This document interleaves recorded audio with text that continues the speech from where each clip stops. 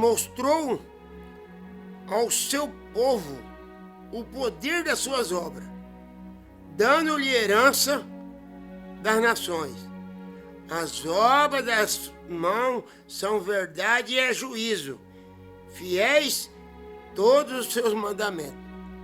Permanece firme para todos sempre, e são feitos em verdade e retidão.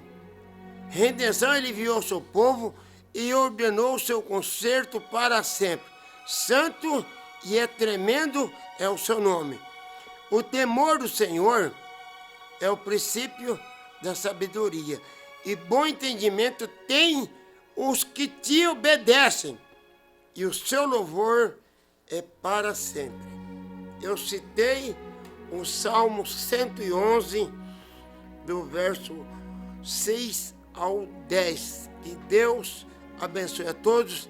Davi dizendo que Deus ele é louvado por amor das suas obras. Dou muito graças a Deus pela sua bondade, pela sua misericórdia, que está aqui mais uma vez nesse estúdio para levar uma palavra de fé, uma palavra de salvação, uma palavra de cura, uma palavra de libertação. Eu creio que nessa oportunidade os nossos irmãos, os nossos ouvintes irão ouvir uma palavra, como diz a palavra de Deus lá em Hebreus 4, verso 12, né? Ela é mais penetrante do que uma espada. A palavra de Deus, ela tem que penetrar na alma, juntas e medula. Dou muito graças a Deus, que Deus seja louvado. Peço que Deus abençoe toda a nossa audiência, espalhada por todo esse planeta, em especial ali em Moçambique. E agora também nós estamos entrando em Quênia, né? Que Deus abençoe. Eu quero dizer aos nossos irmãos que aí em Moçambique nós temos vários pastores que ele prega a mesma mensagem que eu prego aqui no Brasil.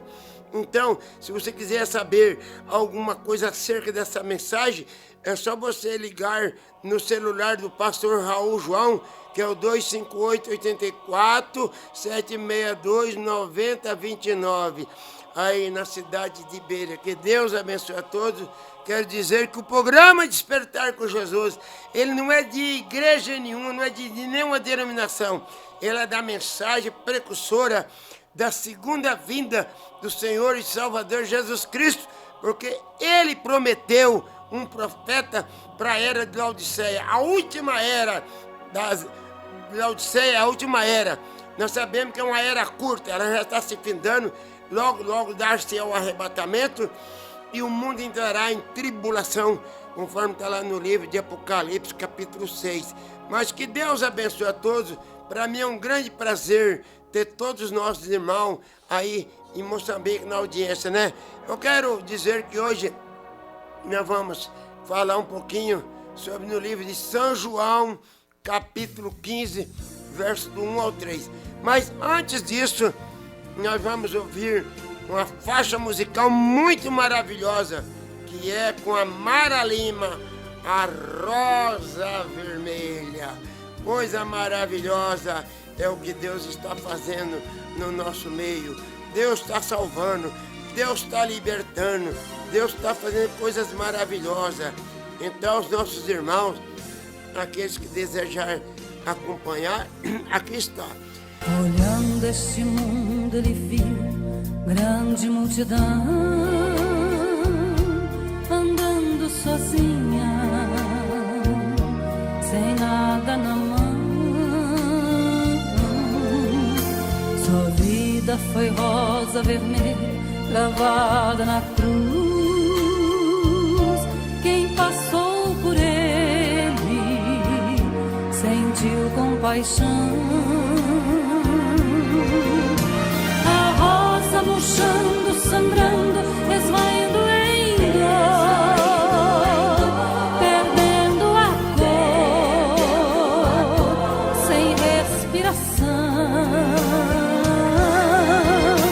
Mas o seu perfume se apega à mão que a esmagou, e quem a fé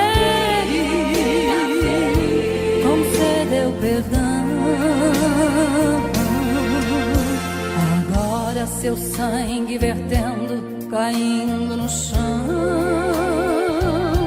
3 dias morrendo, ó vil solidão. No terceiro dia o mundo encheu-se de flores e a rosa vermelha de novo brotou. Jesus é o lírio dos vales, rosa de Sarão. Até seus espinhos são marcas de amor. E agora ele vive a plantar um grande jardim. Se você quiser, será uma flor, uma flor.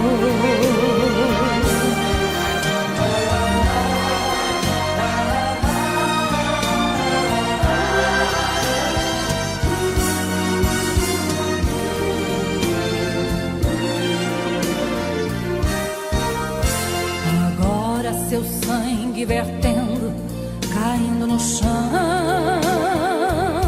3 dias morrendo, ó vil solidão. No terceiro dia o mundo encheu-se de flores e a rosa vermelha de novo brotou.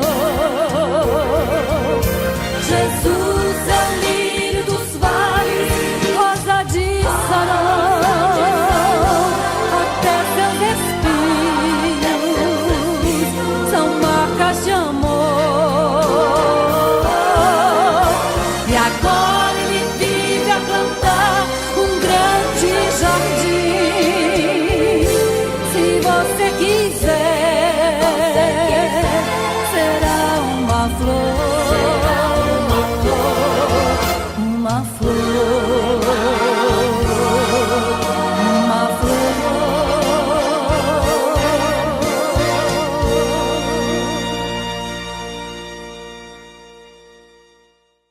Programa Despertar com Jesus, com o evangelista José Maria. Eu sou a videira verdadeira. Quem disse isso aqui? Foi Jesus, tá?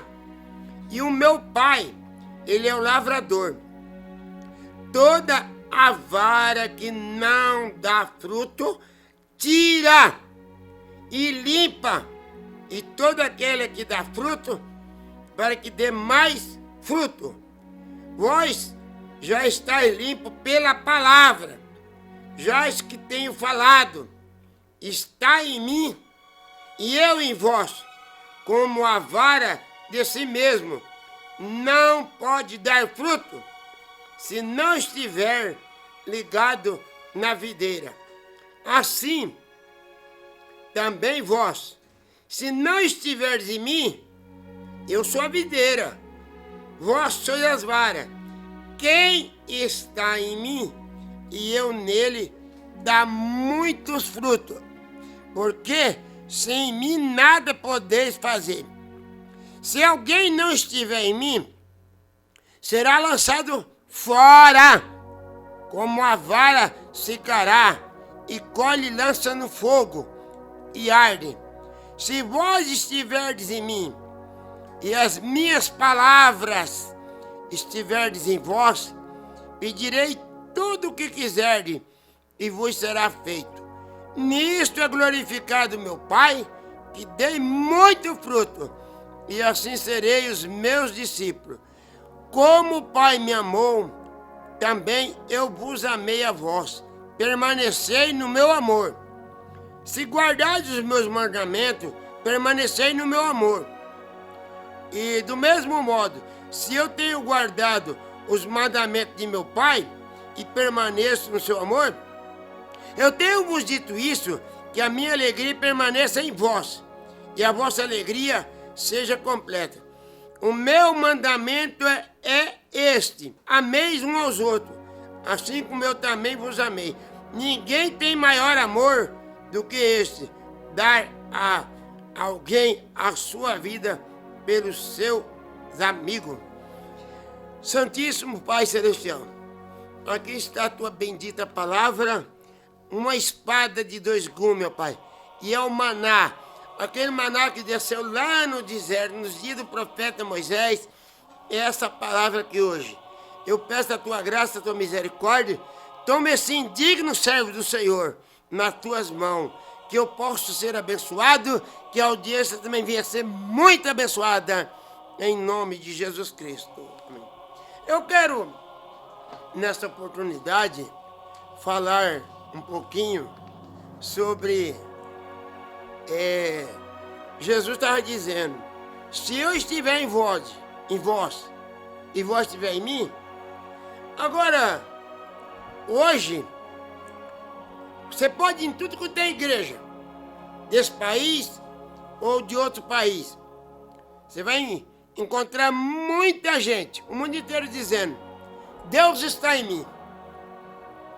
E nós não podemos falar nada, que Deus não está nele. Você vai numa igreja aí, cheia de mulher, de roupa escandalosa, com um corpo parecendo uma banca de bijuteria, com as suas bocas cheias de batom, cabelo curto, e fala que Deus está nele, não pode falar nada. Mas o problema não é Deus estar em nós. O problema é nós estar nele. Porque se nós não estiver nele, cumpliciar aquela passagem de São Mateus, capítulo 7, verso 21. Ali naquele dia de Apocalipse 20, no dia do julgamento, vai ter milhares e milhares e milhares. Senhor, eu não expulsei os demônios no seu nome? Expulsou. Senhor, eu não curei os enfermos no seu nome? Curou. Jesus não vai dizer que não. Por que as pessoas estão curando, estão libertando o povo? Porque os dons são dados sem arrependimento. Então, naquele dia as pessoas vão falar assim, eu não expulsei os demônios, eu não curei os enfermos, não curei os leprosos. Sim. Aí Jesus vai falar assim, apartai-vos de mim, praticantes de iniquidade, que eu nunca conheci. Agora você está vendo? É porque os pregadores de hoje, Jesus está neles, mas eles não estão em Jesus. Então, você vai ver que foi uma coisa que Jesus aqui no capítulo 15, verso 6, ele diz, se alguém não estiver em mim, será lançado fora, vai ser queimado. Agora, eu quero dizer uma coisa, Deus sempre trabalhou através dos profetas. E hoje o povo não quer mais saber da palavra de Deus. Ele quer saber de uma teologia, de uma filosofia. Ele quer saber de algo, né, que ele aprendeu lá no seminário, da sua teologia. Ele não quer mais. Eles estão procurando um evangelho que agrada a humanidade. Agora, vocês sabem que quando Jesus estava aqui na terra, ele tinha 12 apóstolos, que muitos dizem que Judas Iscariote também foi apóstolo, mas não é verdade, ele não foi apóstolo, ele era um discípulo.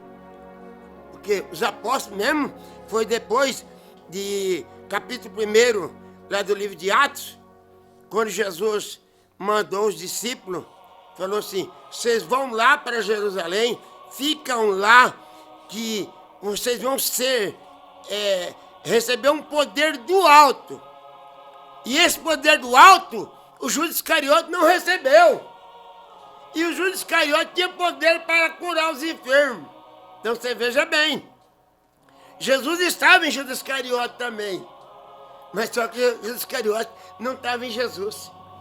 E aqui nós vemos que ele disse que se não tiver nele, vai ser lançado fora. Vocês sabem que Deus sempre trabalhou através dos profetas. Aqui nós vamos encontrar que quando um homem está em Deus e esse homem, ele está fazendo a vontade de Deus, Deus está nele e ele também está em Deus. Você pode ler aqui no livro de 1 Reis, no capítulo 19, você vai encontrar o profeta Elias. Ele foi falar com Acabe, né? Porque o Acabe, ele era um religioso, é igual os de hoje. Ele era religioso, pregador. Mas casou com quem? Com uma feiticeira, uma mulher mundana. Então, nós encontramos que o profeta Elias foi lá falar com... É capítulo 17, 1 Reis, tá? Retifica aí. Então aqui nós vemos que o profeta Elias foi lá falar com Acabe. Quando Acabe viu Elias, falou assim: você é o perturbador de Israel. Elias falou assim: o perturbador de Israel é o seu pecado. E aqui diz ele assim, ó: vive o Senhor, capítulo 17 de 1 Reis, vive o Senhor Deus de Israel, que perante cuja face eu estou, que nesses anos nem orvalho, nem chuva haverá, senão segundo a minha palavra. Então você vê que Elias estava em Deus. Por isso que ele não precisou falar segundo a palavra de Deus. Foi segundo as minhas palavras. Agora eu pergunto, choveu? Não choveu, porque Deus estava em Elias. Nós encontramos aqui também que ele estava passando, o profeta Elias, ele era um profeta assim, bastante cauteloso, né? E nós vemos hoje, irmão, que o diabo, ele está fazendo de tudo. Que nem eu ouvi num pregador, ele falou que o que mata os irmãos, o que mata o povo é a língua. Não é isso não. Na Bíblia não está escrito que é a língua que mata. Na Bíblia está escrito que o que mata o homem é a palavra, a letra. O diabo, ele não é que nem o homem. O homem é enganado sutilmente, né? O homem é enganado facilmente. Mas eu quero dizer, se existe um estrategista, chama o diabo. Você pode até ver que quando ele foi lá no Jardim do Éden, capítulo 3 de Gênesis, ele chegou ali com aquela maneira astuta dele e ele derrubou a raça humana. Ali foi tudo jogado por terra. Eu dou graças a Deus, porque se Jesus Cristo não estivesse vindo para nos salvar, o que seria? Aqui nós temos um outro personagem que ele tinha Deus na vida dele e ele estava em Deus também. Aqui está Josué capítulo 10. Vocês podem ler a partir do verso 12. Então Josué falou ao Senhor no dia em que o Senhor deu os amorreus nas mãos dos filhos de Israel. E ele disse aos olhos dos israelitas: Sol, você se detém aí em Gibeão, e tu, lua, fica aí no vale de Ajalon. E o sol se deteve, a lua parou, e até o povo se vingou dos inimigos, né? Que era dos amorreus. E vingou dos inimigos. E isto não está escrito no livro. E o sol se deteve no meio do céu e não se apressou por quase um dia inteiro. E nunca houve um dia semelhante a este, nem antes e nem depois, ouvindo o Senhor. Então você vê que quando Deus está no homem e o homem está em Deus, agora, infelizmente, os pregadores de hoje não passam de um bando de Judas Iscariote, só pensam em poder monetário. Agora aqui, Josué queria a vitória. Hoje, olha, Jesus disse que tudo aquilo que pedir em meu nome será feito. Ó, eu já vi já. Membro em questão com igreja que não passa nada mais do que um covil de coisa terrível. Coito de Satanás. Aí a pessoa falou, ó, você dá um cheque de 30 mil, que Deus vai te dar 60 mil de volta. Aí o coitado foi lá, deu 30 mil, cadê o dinheiro? Não entrou dinheiro. Aí ele entrou na justiça. Será que eles tinham justa mandar pedir? Essa necessidade aqui de Josué, sim, Deus respeitou. Deus não respeita esse monte de dissimulado que nós vemos aí hoje, enganando. Tem uns aí hoje que falam, não, Deus ele só quer que nós sejamos obedientes a Ele. Agora eu pergunto, eu estou vendo aí hoje no cenário religioso que os grandes líderes desse país chamado Brasil, eles estão todos enraizados, estão todos embaralhados com essa tal de maçonaria e organização Illuminati. Estão todos emaranhados. Maçonaria e grupo Illuminati, atrás de riqueza e mais riqueza. Se o próprio apóstolo São Paulo, lá no livro de Timóteo, né? 1 Timóteo, capítulo 6,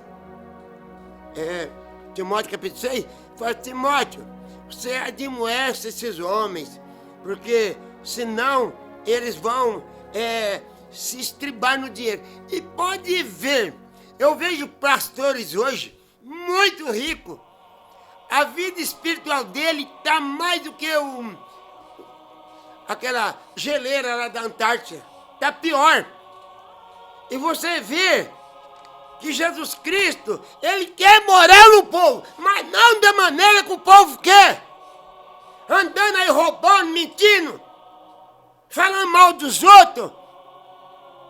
Jesus disse, se você diz que me ama, você tem que amar o seu irmão. Agora eu pergunto, como é que eu disse que eu amo a Deus? Eu tenho Deus no meu coração e eu estou no coração de Deus se você não ama o seu irmão. Você sabe que é uma coisa? Que quando você não ama o seu irmão, você odeia ele, você é pior do que esses bandidos que estão nessas cadeias de penitenciária federal. Aqui, em 1 Colossenses, vocês vão ver que como Deus, Ele quer que nós estejamos com Ele. Aqui vocês podem ler 1 Reis, 1 Colossenses, né, capítulo 1, que é uma coisa tão maravilhosa que o apóstolo São Paulo chegou até a dizer, é um mistério, isso aqui é um mistério, e é algo muito maravilhoso. Quando Paulo chega a dizer que Deus, ele tem uma esperança. Agora, a esperança dele não é essas igrejas crescer mais e mais. Não. O que ele quer é que nós sejamos um como ele. Porque nós temos que chegar à perfeição. A Bíblia diz que se nós não se santificar, nós nunca vamos conseguir ver a presença de Deus. Aqui está, 1 Tessalonicenses, que Colossenses, vocês vão encontrar, é um mistério Deus morar num homem. Agora, pelo amor de Deus, como é que eu sou uma morada do Deus Altíssimo? Que o apóstolo São Paulo chegou até a dizer, comprei uma Bíblia aqui que as folhas é muito fininhas demais, vou ter que comprar uma outra Bíblia porque eu gostava demais da minha velhinha, trabalhava com ela facilmente e ela me ajudava. Aqui, 1 Colossenses, capítulo 20, capítulo 1, versos 25. Capítulo 1 de Colossenses. O qual eu estou feito ministro. Paulo chega a dizer, Colossenses capítulo 1, verso 25. Qual eu estou feito ministro, segundo a dispensação de Deus. O mistério que esteve oculto, gente, desde todos os séculos, em todas as gerações, que agora foi manifesto aos seus santos, o qual Deus quis fazer conhecer quais são as riquezas da glória dele, desse ministério entre os gentios, que é Cristo em vós, a esperança da glória. Agora, nós temos que estar em Cristo e Cristo tem que estar em nós. Por quê? Eu não posso, que nem aqui está o capítulo de Tiago, né? Eu vejo pessoas falando assim, não, eu tenho Deus no coração, mas não é você falar que você tem Deus no coração. Porque o próprio Deus chegou a dizer, se você não ama o seu irmão que está vendo, como é que você vai crer em Deus? Aqui Tiago capítulo 2. É algo muito maravilhoso. Irmão, eu digo uma coisa para você. Naquele dia vai ser muito difícil. Aqui, capítulo 2 de Tiago, verso 14. Meus irmãos, que aproveito tem alguém disser que tem fé e não tiver obra? Porque eu não posso mostrar minhas obras se eu não tiver fé. E se eu falar que eu tenho fé e eu não fazer as obras de Deus, João chega a dizer, 1 João diz, nós não passamos de um mentiroso. E o lugar do mentiroso está aqui. O lugar do mentiroso está aqui. Capítulo 21 de Apocalipse. Capítulo 21 de Apocalipse, verso 8. Mas aqueles que são tímidos, aqueles que são incrédulos, aqueles que são abomináveis, aqueles que são homicidas, os que são fornicadores, aqueles que são feiticeiros, aqueles que são idólatras e todos os mentirosos, a sua parte vai ser no lago do fogo. Agora, a idolatria não é só também eu adorar a imagem de escultura. Não. Eu tenho visto nas igrejas, tem pessoa que vai na igreja para contemplar o pastor, contemplar a criatura. Ali o diabo tira a atenção dele, ele vai adorar a criatura. E o Criador fica para um lado. Aqui chega, Tiago está dizendo que você diz que tem fé, mas não tem obras. Porventura, a fé pode salvar sem as obras? Não tem jeito. Você pode ver milhares de pastores, de pessoas, membros, dizendo assim, eu tenho fé em Deus, mas as obras dele é morta. Então diz aqui, e se o irmão ou a irmã estiver nu, tiver falta de mantimento cotidiano, se alguém vos disser, irmão, vai em paz, e alguém vai em paz, e fartável, diz, e não der de coisa necessária para o corpo daquela pessoa, que proveito que vem? Irmão, aqui é Tiago capítulo 2, verso 14. Irmão, a coisa é séria. A coisa é séria. Vocês podem ver que nós estamos na pior era. É a era do engano. Engano especialmente religioso. Eu vejo pregadores que eles fazem uma armadilha. Na hora que vai pregar, ele deixa a igreja suspensa. Ele percebe que a igreja está com medo dele.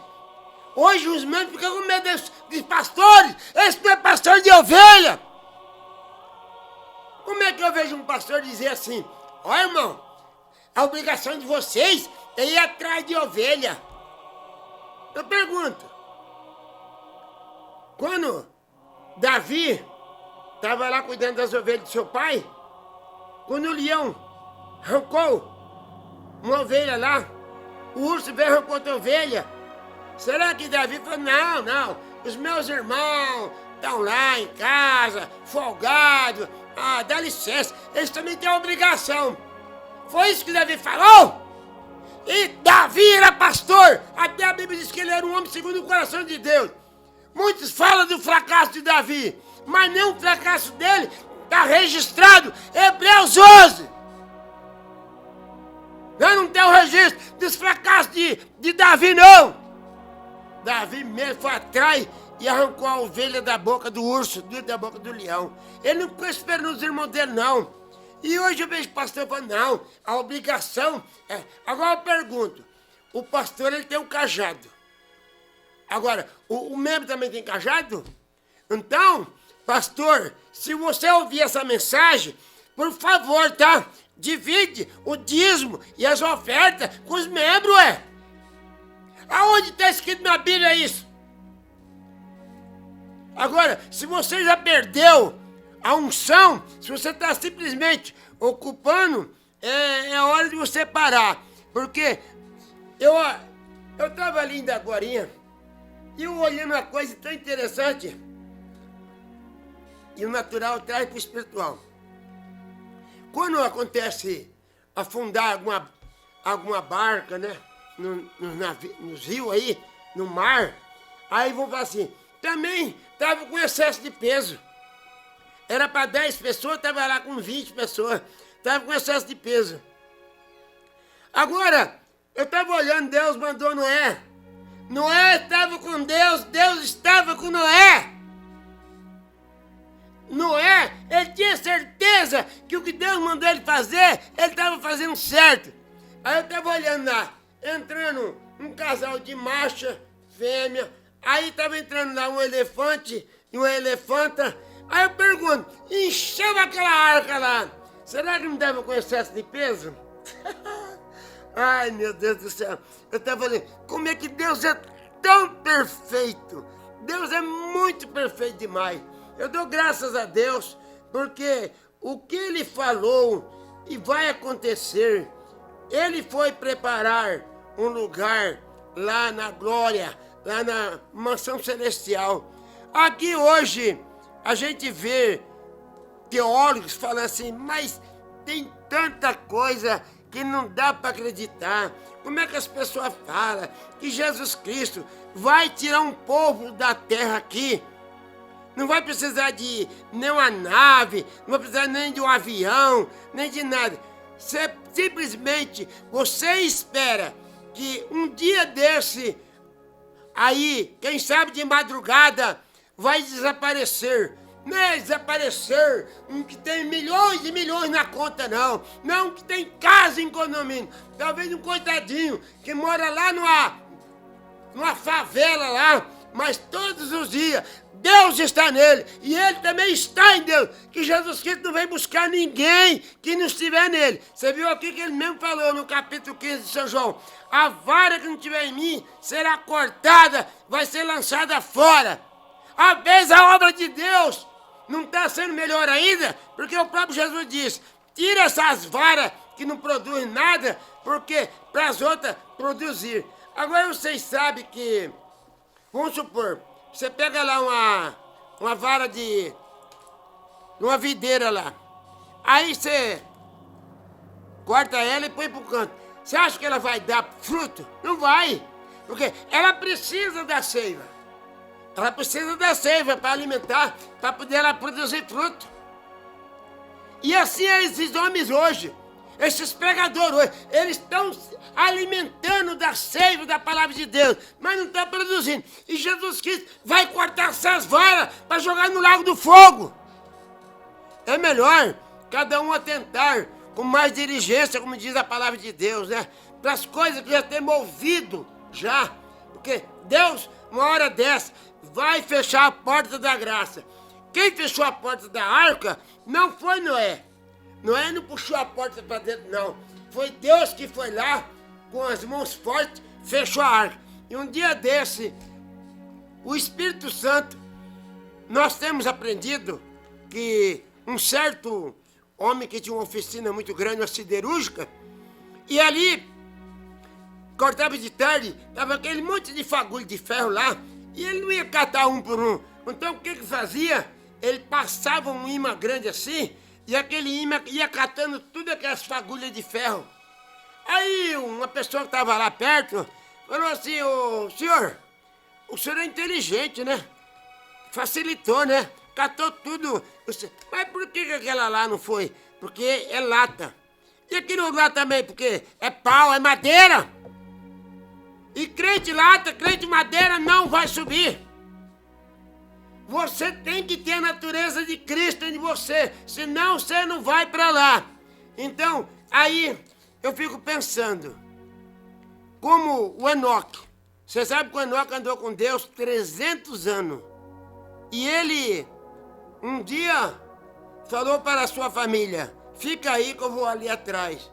E desde que ele foi ali atrás, nunca mais ele voltou. E nós dizemos também, o arrebatamento. Porque 1 Tessalonicenses, capítulo 4, verso 15 e 16. O alarido é a mensagem. A voz de arcanjo é a voz que vai chamar os mortos. E eu quero dizer no nome de Jesus Cristo, quem vai chamar os mortos não é Jesus Cristo que vai descer aqui na terra, não. É o Espírito Santo. Porque os irmãos sabem que lá na igreja primitiva, eles receberam um batismo do Espírito Santo. E a noiva eleita do último dia, ela vai receber o batismo do Espírito Santo. Como foi a primeira era lá, os apóstolos receberam o batismo. A igreja vai. Agora eu pergunto, os apóstolos depois que estavam lá sob o batismo do Espírito Santo, eles não ressuscitaram os mortos? Então, é a noiva que vai chamar os mortos. Mas primeiro o Espírito Santo vai batizar ela. Não vai batizar um fanfarrão, aí um exaltado, um prepotente, não. Deus há de abençoar vocês todos. O meu muito obrigado. Como disse o próprio Jesus, lá no livro de São João, examine 5,39. Vocês têm que examinar a palavra, não é examinar o clero, o dogma, o preceito, não. Se você examinar o grande lá, o bispo, o missionário, o apóstolo lá, você vai se perder. Mas se você examinar a Escritura, porque nela é que temos a vida eterna. Eu agradeço muito a Deus, o meu muito obrigado, em nome do meu amado Salvador Jesus. Quem estiver enfermo, está sendo curado. Quem estiver triste, vai ficar alegre. Se tiver alguém perdido, vai encontrar a salvação. Se tem alguém que precisa da libertação, de droga, da criminalidade, que o que mais mata a sociedade hoje, é em nome de Jesus Cristo. Que esse diabo, esse demônio saia. É a minha oração.